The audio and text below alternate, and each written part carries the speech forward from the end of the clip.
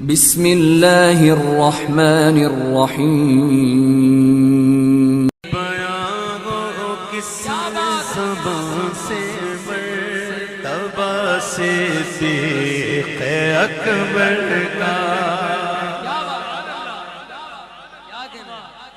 بیان ہو کس زبان سے مرتبہ صدیق اکبر کا بیان ہو کس زبان سے مرتبہ صدیق اکبر کا ہے محبوب ہے یار غار محبوب خدا صدیق اکبر کا ہے یار غار محبوب خدا صدیق اکبر کا بیان ہو کس زبان سے النبی الکریم النبی والصلاة والسلام علیک یا رسول اللہ وعلی آلک واصحابک یا حبیب اللہ. حمد و صلاۃ کے بعد الحمدللہ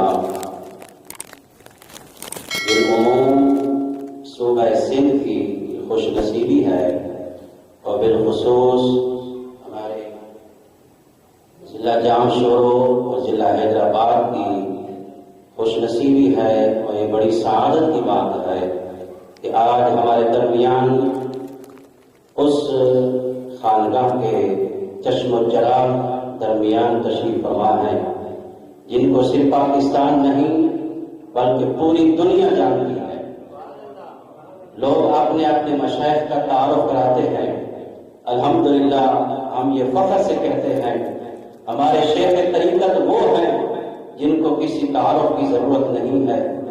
اللہ نے ان کو وہ مرتبہ عطا فرمایا ہے کہ پاکستان کیا پوری دنیا کے اندر شیخ المشائخ محبوب المشائخ زبدۃ العارفین شمس العارفین سراج السالکین خواجہ خواجگان حضرت خواجہ غلام حسن پیر سیوان رحمۃ اللہ تعالی علیہ کا وہ نام ہے کہ جس کو دنیا جانتی ہے اور اس نام سے جانتی ہے کہ یہ وہ مرد کلندر ہے کہ یہ زبان سے نہیں کہتا کلمہ پڑھ بلکہ جس کی طرف اشارہ کرتا ہے وہ کلمہ پڑھنے لگ جاتا ہے.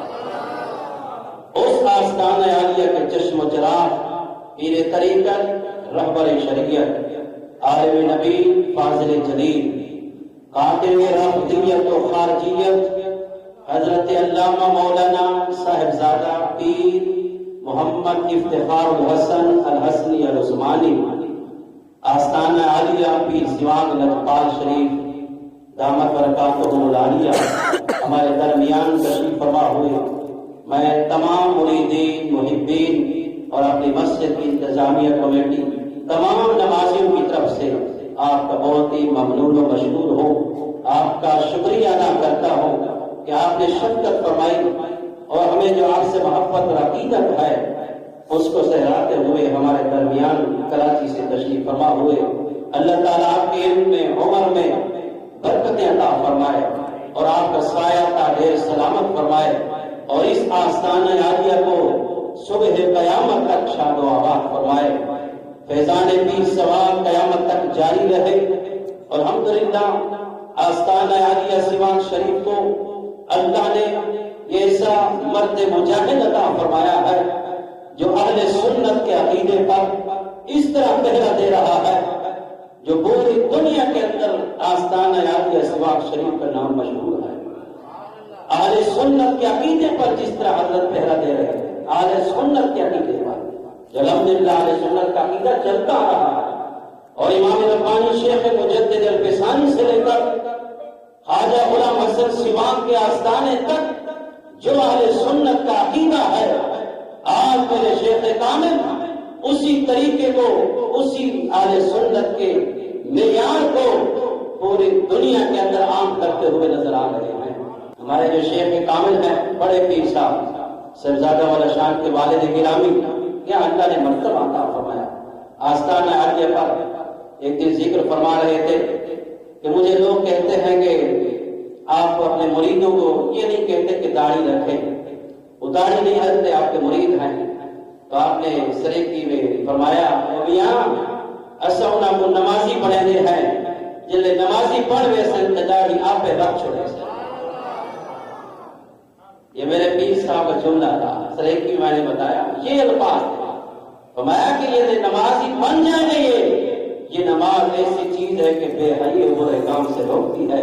یہ نماز خود ان کو داڑھی کا پابند بنا دے گی. فرمانے ایسا داڑیاں رکھو تے نماز نہ پڑھیں تو داڑھی کا فرض کو نہیں تو فرض کو چھوڑ دے سی. این واسطے سادے ہے کہ نمازیں پڑھا کرو جن نمازی پڑھ ویسے تو چہرے تے سنت رسول خود سجا چھوڑے. شیخ طریقت کا یہ جملہ تھا. الحمدللہ بلا تحقیق میں انتہائی ادب کے ساتھ ملتمس ہوں پیر طریقت رہبر شریعت استاد العلماء محبوب المشائخ حضرت علامہ مولانا صاحبزادہ پیر محمد افتخار الحسن الحسنی العثمانی دامت برکاتہ العالیہ سے اپنے خوبصورت انداز سے ہم سب کی قلوب کو روشن فرمائے. الحمدللہ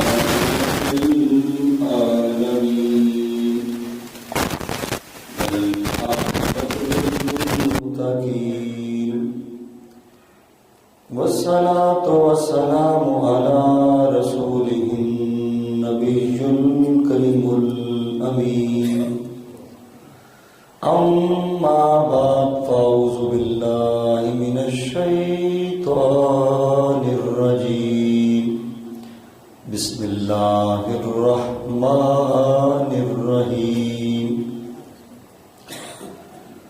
اهدنا الصراط المستقيم صراط الذين أنعمت عليهم آمنت بالله صدق الله العظيم وصدق رسوله النبي الكريم الأمين إن الله وملائكته يصلون على النبي يا أيها الذين آمنوا صلوا عليه وسلموا تسليما الصلاة والسلام عليك يا رحمة للعالمين الصلاة والسلام عليك يا نور من نور الله الصلاة والسلام عليك يا خاتم النبيين الصلاة والسلام عليك يا خاتم المعصومين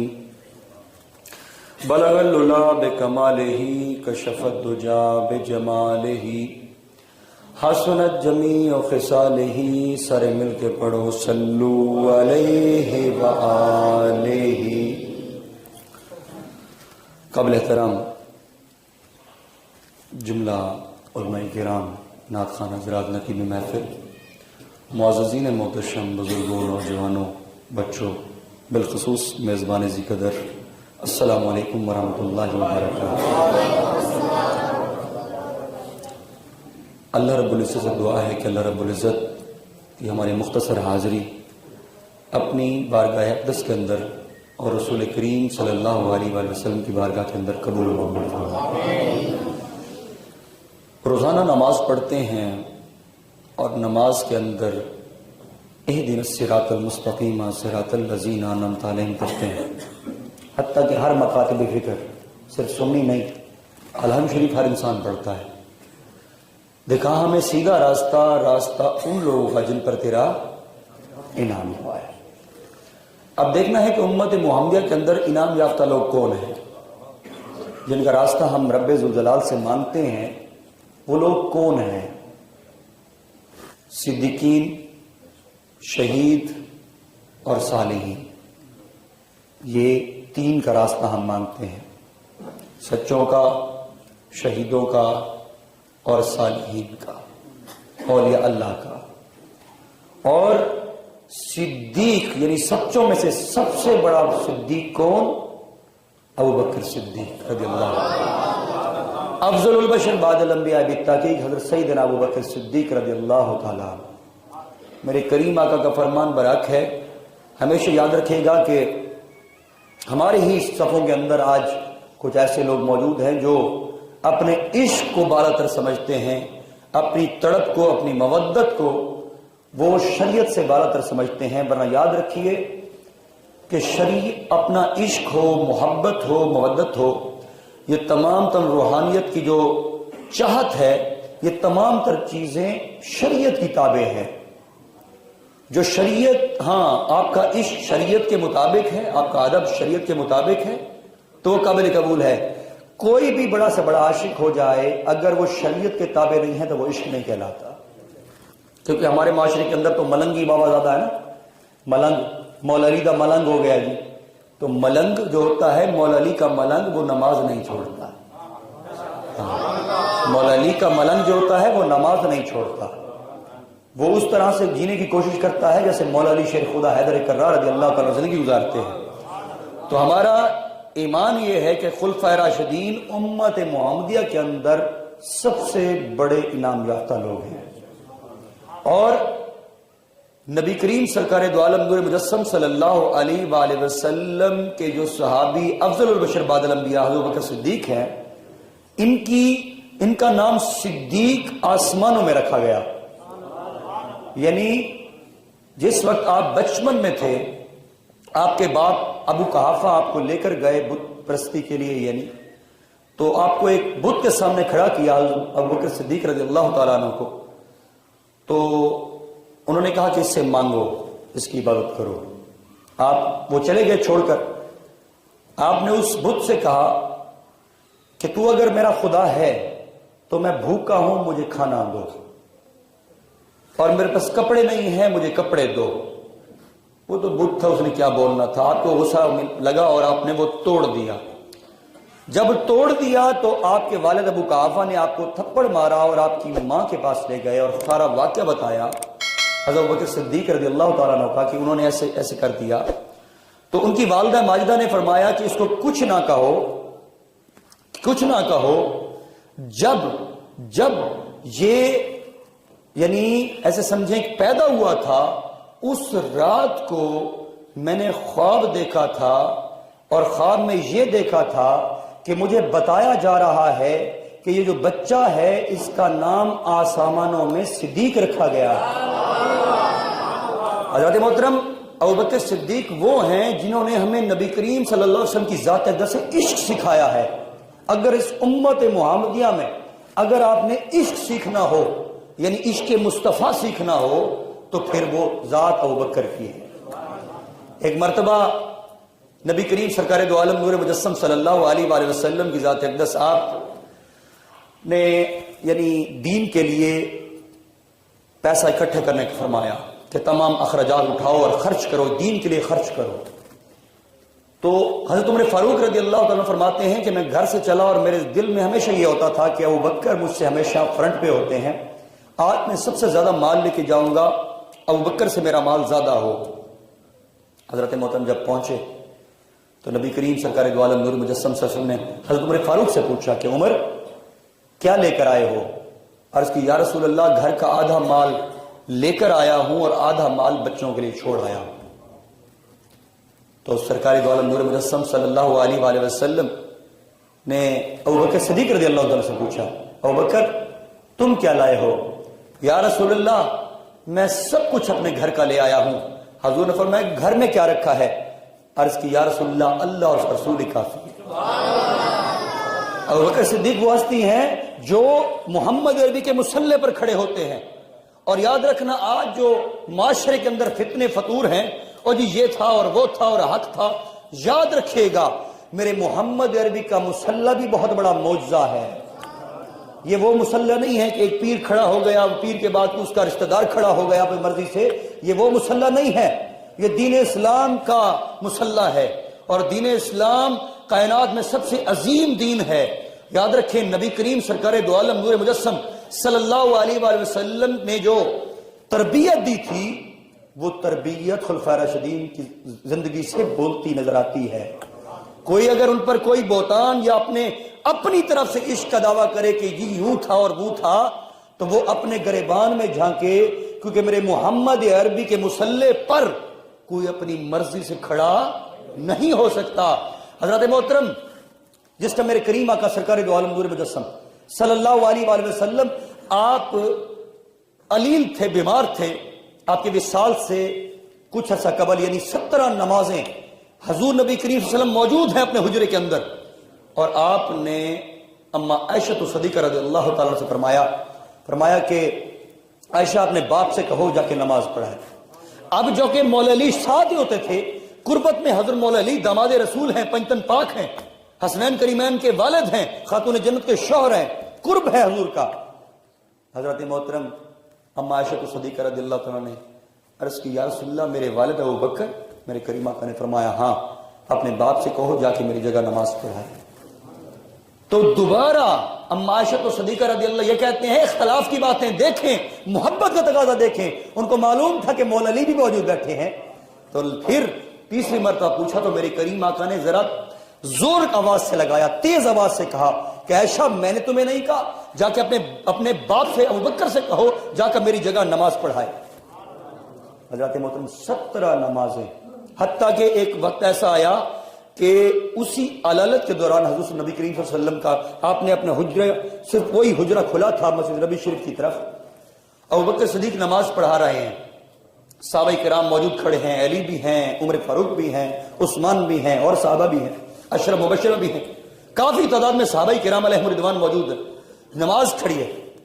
اب میرے کریم آقا سرکار دو عالم نور مجسم صلی اللہ علیہ وسلم نے اپنے حجرے سے ایسے ہاتھ رکھ کے آپ نے کھڑے ہو کے دیکھا، لیکن ابوبکر صدیق رضی اللہ تعالیٰ نے سمجھا نماز کے اندر ایسے لگا کہ جیسے حضور تشریف لا رہے ہیں۔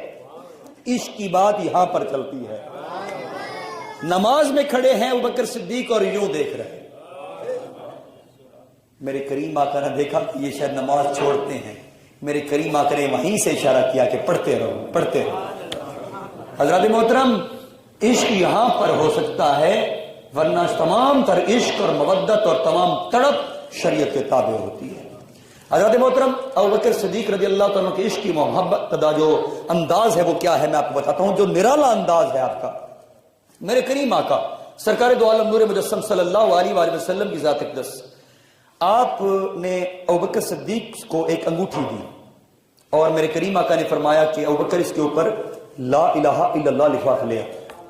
آپ لکھوانے جا رہے تھے، رستے میں دل کہتا ہے کہ حضور نے فرمایا ہے کہ لا الہ الا اللہ لکھواؤں، لیکن کلمہ تو ہے لا الہ الا اللہ محمد رسول اللہ۔ تو آپ نے فرمایا، دل میں سوچ رہے ہیں کہ یار کیسے کروں کہ اللہ اور اس کے رسول کے نام کو جدا کیسے کروں۔ اب حضور نے تو مجھے فرمایا ہے کہ لا الہ الا اللہ لکھواؤں، لیکن جا کے لکھوا دیا لا الہ الا اللہ محمد رسول اللہ۔ حضور سے کہہ دوں گا یا رسول اللہ میرے دل نے گوارا نہیں کیا کہ اللہ اور اس کے رسول کو جدا کروں، تو میں نے لکھا۔ جب میرے کریم آقا کی بارگاہ میں آ کے انگوٹھی پیش کی، میرے کریم آقا صلی اللہ علیہ وآلہ وسلم نے جب دیکھا تو میرے کریم آقا نے فرمایا، ابوبکر یہ کیا لکھوا کے لائے؟ میں نے تمہیں کہا تھا لا الہ الا اللہ لکھوا لو، تم پورا لا الہ الا اللہ محمد رسول لکھوا لائے ہو، اور ساتھ ابھی میرے کریم آقا بولتے سرکار نے فرمایا یہ بتاؤ یہ نیچے ابوبکر کس نے لکھا ہے؟ سوچ کریے، لا الہ الا اللہ محمد رسول اللہ، ساتھ ہی اس انگوٹھی کے نیچے ساتھ لکھا ابوبکر لکھا تھا۔ میرے کریم آقا نے پوچھا ابوبکر یہ کس نے لکھا ہے؟ رب ذوالجلال نے جبرائیل امین علیہ السلام کو زمین پر بھیجا اور فرمایا کہ جا کے میرے حبیب سے کہہ دو کہ جب تم نے ابوبکر کو بھیجا تھا کہ اس کے اوپر لا الہ الا اللہ لکھوا لاؤ۔ ابوبکر سوچتا کیا تھا کہ میں اللہ اور اس کے رسول کو جدا کیسے کروں، تو اس کے عشق نے، اس کی محبت ہمیں ایسی پسند آئی کہ اس نے لا الہ الا اللہ محمد رسول اللہ لکھوا دیا۔ محب کو محبوب سے جدا نہیں کیا تو ہم نے بھی محب کو محبوب سے جدا نہیں کیا۔ مختصر بات، ہم اہل سنت و جماعت حنفی بریلوی ہیں، ہماری نسبتیں سواگی، سلطانی، گورڑوی وہ بعد میں ہیں۔ نظریات کے حوالے سے ہم پاکستان اور ہندوستان کے اندر پوری دنیا میں ہماری پہچان اہل سنت و جماعت حنفی ہے، لیکن اگر پاکستان ہندوستان میں بڑھ کر حنفی کے بعد بریلوی ہے۔ اپنی پہچان اعلیٰ حضرت کے ساتھ کروایا کریں۔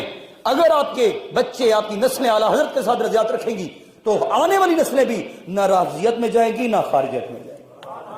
اور جو اعلیٰ حضرت سے دور بھاگتا ہے سمجھو چور ہے، جو بھاگتا ہے چور ہے، اس لیے کہ اعلیٰ حضرت نے کوئی کسر نہیں چھوڑی۔ ابوبکر صدیق، عمر فاروق، عثمان غنی، مولا علی، تمام کے اپنے اپنے مراتب ہے۔ حضرت محترم، اللہ کے اس سے بڑے ولی کون ہو سکتے ہیں؟ پیر سواگ تو ان کے پاؤں کی خاک ہے، خلفائے راشدین کی، حضور کے صحابہ کے پاؤں کی خاک ہے غلام حسن سواگ۔ یہ شرف اور مقام بھی ان کو تب ملا ہے جب وہ ان کے پاؤں کی خاک بنے ہیں۔ ابوبکر کون ہے؟ میرے کریم آقا، ان 4 خلفاء کی بات سن لو، خاص طور پہ خلفائے راشدین کی۔ ابوبکر وہ ہیں جس کے بارے میں میرے کریم آقا نے فرمایا، آپ نے اپنے وصال سے پہلے تمام صحابہ کو بلایا، میرے کریم آقا نے خطبہ فرمایا اور فرمایا میں تم سب کا اس دنیا کے اندر احسان اتار کر جا رہا ہوں سوائے ابوبکر صدیق کے، اس کا احسان روز محشر خود خدا اتار کے۔ عمر فاروق رضی اللہ تعالیٰ عنہ کے لیے بات ہی بہت ہے، یہ بات ہی بہت ہے کہ میرے بعد نبی ہوتا تو عمر ہوتا۔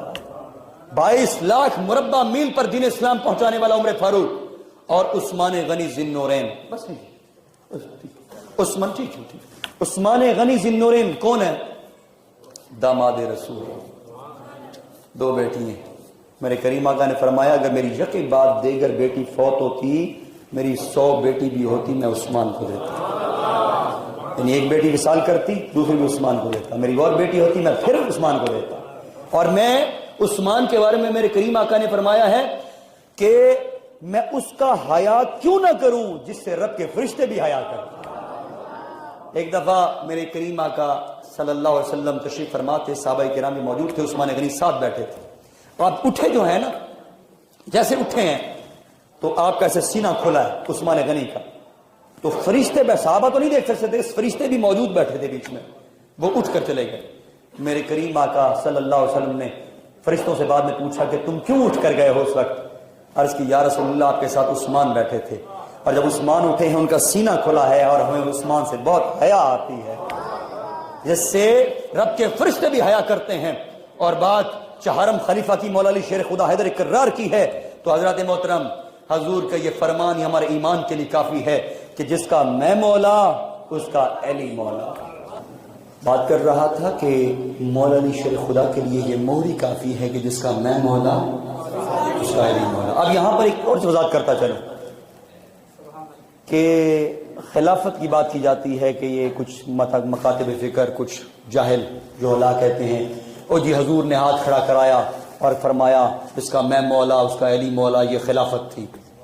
ان سے پوچھو یہ خطبہ حجت الوداع کے موقع پر تھا یا غدیر خم کے مقام پر تھا؟ اگر خطبہ حجت الوداع پر میرے کریم آقا نے فرمایا ہے تو پھر تو سمجھ آتی ہے، یعنی 1.5 لاکھ صحابہ کرام کے سامنے کہ میرا خلیفہ ہے۔ لیکن اگر وہ مقام ہے اور اس کی ہسٹری پہ جاؤ تو مولا علی شیر خدا حیدر کرار رضی اللہ تعالیٰ عنہ نے ایک یعنی غزوے پر تشریف لے کر گئے اور نبی کریم سرکار دو عالم نور مجسم صلی اللہ علیہ وسلم کے حکم کے مطابق تشریف لے گئے اور سپہ سالار تھے، اور اللہ تعالیٰ نے فتح نصیب فرمائی اور ان کے ساتھ غدیر خم کے صحابہ بھی موجود تھے کافی تعداد کے اندر۔ جب آپ نے مال غنیمت تقسیم کیا تو مولا علی شیر خدا حیدر کرار رضی اللہ تعالیٰ عنہ کے بارے میں جو صحابہ کرام، اب وہ تنقید برائے تنقید نہیں کیا کرتے تھے، یہ تربیت رسول ہے، اصلاح کے لیے کر دیا کرتے تھے۔ اب وہ صحابہ کرام جو مولا علی شیر خدا کے ساتھ گئے وہ آپس میں انہوں نے گفتگو کی، یار مجھے تھوڑا کا سامان کم ملنا ہے، یعنی آپس کی گفتگو تھی۔ جو ایک دوسرے کے لیے جان کی ہتھیلی کے اوپر جان اپنی رکھ کر چلتے تھے، وہ کیسے ایک دوسرے منافقت کر سکتے ہیں، وہ کیسے ایک دوسرے کے بارے میں برا سوچ سکتے ہیں۔ میرے نبی کی تربیت ہے۔ آج پیر کی تربیت منیندے ہو تو حضور کی تربیت نہیں منیندے۔ اس لیے یاد رکھو اس موقع پر جب واپس آئے یہ بات میرے کریم آقا صلی اللہ علیہ وسلم کو معلوم ہوئی کہ وہاں پر مال غنیمت کا معاملہ تھا، مولا علی شیر خدا حیدر کرار رضی اللہ تعالیٰ نے مال غنیمت تقسیم کیا اور کچھ صحابہ کا اس طرح سے اعتراض آیا کہ ہمیں سامان کم ملا ہے، اور وہ صحابہ غدیر خم کے تھے۔ حضرات محترم اس موقع پر میرے کریم آقا نے خطبہ حجت الوداع کے موقع پر جب آپ خطاب فرمایا اس کے بعد آپ تشریف لے کے آئے غدیر خم کے مقام پر، اس پہ میخن میں آپ کے ساتھ میخن میں 5-6 ہزار کی تعداد تھی صحابہ کی اس وقت۔ اس جگہ پر میرے کریم آقا نے خطبہ دیتے ہوئے آخر پر فرمایا، یہ نہیں فرمایا کہ یہ فیصلہ علی کا ہے، یعنی ان کو سکھانے کے یہ تھا کہ جس کا میں مولا اس کا علی مولا، یعنی اگر اس کا فیصلہ ہے تو تمہیں بولنے کی ضرورت نہیں ہے۔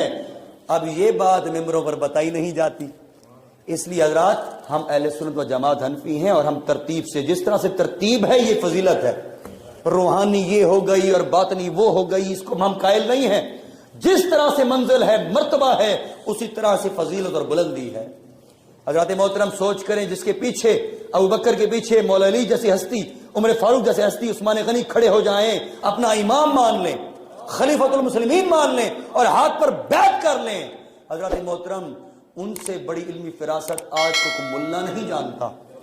وہ ایک دوسرے کے لیے جان دینے کے لیے تیار تھے، اپنا مال دینے کے لیے تیار تھے۔ یہ تمام تر چیزیں، خرافات اور فتنے صرف امت محمدیہ میں پھیلائے گئے تاکہ امت بڑھ جائے، امت خلفائے راشدین صحابہ کرام کے خلاف ہو جائے، اس لیے یہ فتنے پھوٹے، اور آج یہ فتنے ہمارے خرافات ہمارے معاشرے کے اندر موجود ہیں۔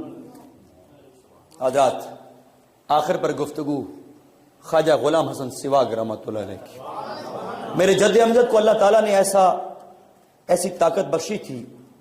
1000 سال پہلے حضرت معین الدین چشتی اجمیری، اللہ تعالیٰ نے ان کو یہ طاقت عطا فرمائی کہ جب آپ کلام پڑھتے تھے تو ایسا سوز تھا، ایسا ذوق تھا اس میں کہ اس کلام کو سننے والے چاہے کہیں پر کھڑے ہوتے آپ کے قریب آ جاتے، اور جب آپ کے قریب آتے تو پڑھ لیتے لا الہ الا اللہ محمد رسول اللہ۔ اللہ تعالیٰ نے یہ عطا کی۔ اگر 1000 سال کے بعد امت محمدیہ کے اندر نقش بند سلسلے میں اگر کسی کو کچھ عطا ہوئی ہے تو وہ غلام حسن سواگ ہے، جس کو یہ ہوا کہ آپ کے سامنے ہندو اور سکھ نہیں آتے تھے، وہ کہتے تھے یہ زبردستی کلمہ پڑھا دیتا ہے۔ ایک مرتبہ آپ پر قتل کا مقدمہ چلا، آپ ایک جگہ پر گئے اور وہاں پر ایک شیعہ کا گھر تھا، یعنی وہ شخص جو شیعہ تھا وہ شیعہ آپ کے یعنی سنی ہو گیا تھا اور وہ آپ کا مرید ہو گیا تھا، وہ آپ کو اپنے گھر لے گیا۔ اب وہ کمیونٹی تو اہل شیعوں کی تھی، اب اسی کا بھائی نے خواجہ غلام حسن سواگ رحمۃ اللہ کو، اسے گھر میں بیٹھے اس نے بکواسات شروع کی۔ جب کی تو وہ جو سنی تھا، جو ہو چکا تھا، وہ اپنے پیر کو گھر لے گیا تھا، اس نے کلہاڑی اٹھائی اور اپنے بھائی کو مار دی۔ اب وہ گھر کے اندر قتل ہو گیا، تو وہاں پر کمیونٹی نے پکڑ کر خواجہ غلام حسن سواگ کو حوالے کر دیا کہ اس نے قتل کیا۔ آپ نے وہ بہت عرصہ تک کیس اٹینڈ کیا، اس کے بعد آپ کو بار بار آپ کو جیل میں رکھا گیا اور بار بار ججز کے سامنے لایا گیا۔ آپ خاموشی سے اللہ توکل ومن یتوکل علی اللہ فہو حسبہ، اس کے اوپر آپ نے چھوڑ دیا۔ ایک موقع ایسا آیا اور پھر یہ تواتر سے چل پڑا۔ جب پہلا موقع آیا وہ یہ تھا کہ کیس چل رہا ہے قتل کا، اس میں اچانک سے اسی عدالت کے بیچ میں کچھ ہندو کمیونٹی اور سکھ کمیونٹی آ جاتی ہے اور جج سے کہتی ہے کہ جج صاحب یہ قتل کا فیصلہ الگ سے ہے، یہ جو شخص کھڑا ہے، یہ فقیر کھڑا ہے، یہ ہمارے سکھوں کو، ہمارے ہندوؤں کو کلمہ پڑھاتا ہے زبردستی۔ اس ٹائم جب تک ذات کا معاملہ تھا آپ نہیں بولے، دھکے کھاتے رہے، آپ نے فرمایا اللہ، لیکن اب دین محمدی کا معاملہ ہے، اگر کریم آقا کی دین کا معاملہ ہے۔ آپ کھڑے ہوئے اور آپ نے فرمایا، بلکہ آپ کٹہرے میں کھڑے تھے، آپ کا چہرہ سرخ ہو گیا، آپ نے فرمایا اگر میں زبردستی پڑھاتا ہوں، اب میرے محمد عربی کے دین کا معاملہ ہے، میری ذات کا معاملہ نہیں ہے۔ وہی جج جو آپ کو سختی سے پیش آ رہے تھے، آپ نے 3 جج بیٹھے تھے، آپ نے فرمایا اس کو میں نے کہا ہے کلمہ پڑھ، اس نے کہا لا الہ الا اللہ محمد رسول اللہ۔ دوسرے نے فرمایا اس کو میں نے کہا ہے کلمہ پڑھ، فرمایا لا الہ الا اللہ محمد۔ انگریز تھے وہ جج۔ اور تیسرا دوڑ کر جاتا ہے، کھڑکی سے پیچھے نکل جاتا ہے، ساتھ ہی گھر تھا، گھر پہنچتا ہے۔ روحانیت کے لیے دیواروں کی ضرورت نہیں ہوتی، گھر پہنچتا ہے، اس کی بیوی اور بچے بول رہے ہیں لا الہ الا اللہ محمد۔ حضرات محترم، یہ اللہ تعالیٰ نے اپنے کریم آقا، اپنے حبیب صلی اللہ علیہ وآلہ وسلم، ہمارے کریم آقا صلی اللہ علیہ وسلم کی جو رحمت ہے، اس رحمت سے چھوٹی چھوٹی شاخیں اپنے پیاروں کو عطا فرمائی۔ حضرات، کوئی بھی شخص اس وقت تک اللہ کا ولی نہیں ہو سکتا، یاد رکھیے گا، اس وقت تک اللہ کا ولی نہیں ہو سکتا جب تک وہ فنا فی ذات نہ ہو، پھر وہ فنا فی شیخ نہ ہو، پھر وہ فنا فی رسول ہوتا ہے۔ خواجہ غلام حسن سواگ رحمۃ اللہ کو اللہ تعالیٰ نے فنا فی رسول بنایا تھا۔ پیر میر علی شاہ صاحب رحمۃ اللہ نے فرمایا کہ میں اس غلام حسن سواگ، یہ جٹ سواگ ہے، میں سید ہوں، لیکن میں اس کی تعظیم اس لیے کرتا ہوں کہ اللہ تعالیٰ نے اسے ایسی شان عطا فرمائی ہے کہ جب ہم بقا سے، یعنی فنا سے بقا کی طرف، وہ ہمیشہ کی بقا ہے، یہ فانی جان ہے۔ آپ نے فرمایا جب ہم فنا سے بقا کی طرف جاتے ہیں اور حضور کی کچہری کو پاتے ہیں تو یہ غلام حسن سواگ ہم سے اگلی صف میں بیٹھا ہوگا۔ کلمہ نبی دا ہے عمرہ کا گانا، پردہ پڑھیندا یہ حسن نہیں مانا، فانی جہاں ہے کہہ نہیں اور آنا، سمجھ سیانا سمجھ سیانا۔ آخری واقعہ، آخری بات جو نفس کو مارنے کی بات ہے، اولیاء سے سیکھیں۔ ایک دن خواجہ غلام حسن سواگ رحمۃ اللہ بیٹھے تھے اپنے خانقاہ کے اوپر اور اپنے خلیفے کو کہا، فرمایا کہ یار دل کرتا ہے کوئی ساگ کھاؤں ہا، کوئی مکھن والی روٹی ہوئے ہا، دل فرمایا۔ تو آپ نے فرمایا، کیونکہ آپ عام طور پر نہیں فرماتے تھے یہ باتیں، لیکن آپ نے فرمایا دل کر رہا ہے کوئی ساگ ہو، مکھن کی روٹی ہو، کھائیں۔ خلیفہ دوڑ کر گیا، کیونکہ ساگ کو بنتے ہوئے 2-3 گھنٹے لگتے ہیں، تو بنوایا، تازہ روٹی، تنور کی روٹی، ہر چیز، مکھن لگا ہوا آ گیا، خواجہ غلام حسن سواگ کے سامنے رکھا گیا۔ آپ دیکھتے رہے، تھوڑی دیر دیکھتے رہے۔ آپ نے فرمایا میاں ہن مر گئے کچھ آپ سمجھ لیں، ہن مر گئے۔ کیا مر گیا ہے؟ نفس مر گیا ہے۔ آپ نے فرمایا مر نہیں رہا تھا، دل نے کہا کھا لو، مر نہیں رہا تھا نفس، میں نے کہا ذرا دکھا کے مارو، میں نے فرمایا نفس کو دکھا کے مارو۔ آپ نے فرمایا مر گیا ہے، اٹھا لو کھا لو، جاؤ میرے تسبیح خانے کے اندر رات کی روٹی پڑی ہے، جاؤ مجھے لا کے دو، میں کھاتا ہوں، بس یہ مر نہیں رہا تھا، میں نے کہا دکھا کے مارو۔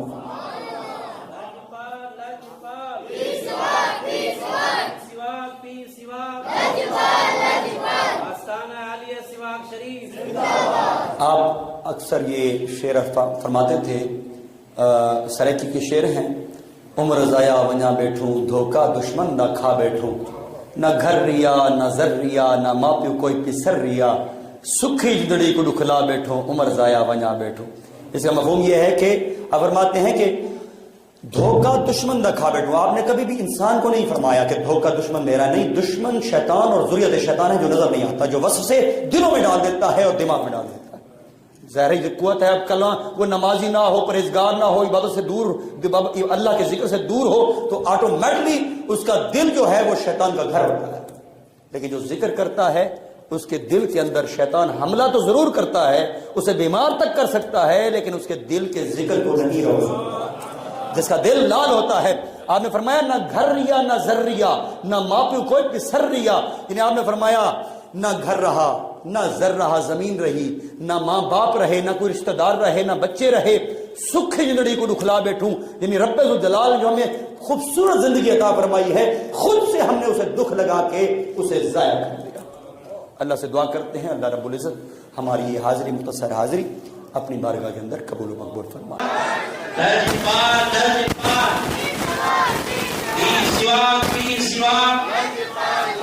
آستانہ عالیہ سواگ شریف